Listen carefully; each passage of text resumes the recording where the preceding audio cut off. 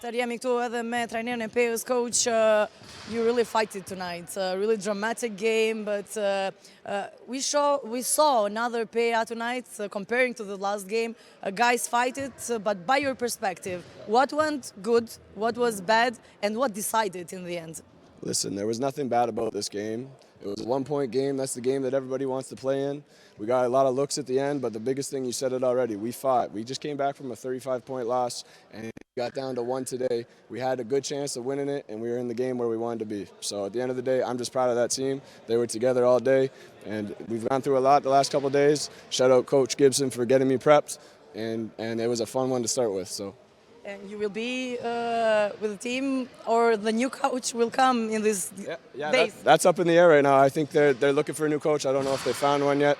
And yeah, I plan on being here for the time being until I'm told not to be.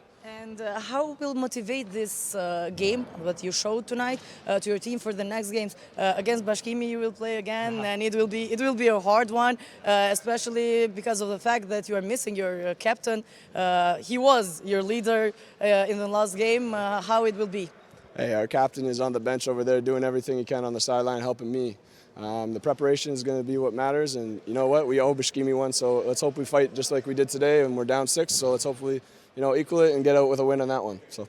Thank you very much and good luck. Thank you.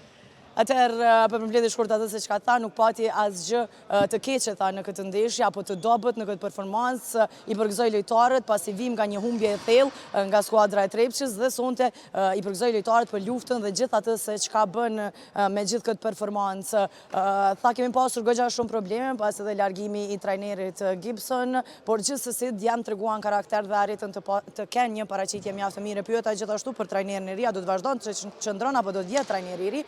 Do shohim, është ende në ajër kjo gjë, do shohim në ditët në vazhdim. Nuk e di nëse kanë gjetur trajnerin e ri kryesia e klubit, por do të presim në ditët në vazhdim. Ndërsa e pyeta se si do ta motivon kjo paraqitje e skuadrës së tyre pasi i pret një ndeshje mjaft e vështirë tashmë me skuadrën e Bashkimit, tha që duke marrë parasysh edhe faktin që ju mungon kapiteni i skuadrës, pra Dardan Berisha që ishte lider i skuadrës, tha që Berisha po mundohet maksimalisht pra kapitenit e ndihmon skuadrën me atë se çka ka në dorë aktualisht, duke ndihmuar trajnerin edhe nga banka, megjithatë do të mundohen maksimalisht të kenë paraqitje të tillë ndaj Bashkimit dhe të arrijnë të e marrin maksimumin. Për aq çështje do të jemi edhe me kryetrajnerin e skuadrës së Golden Eagle Yllit.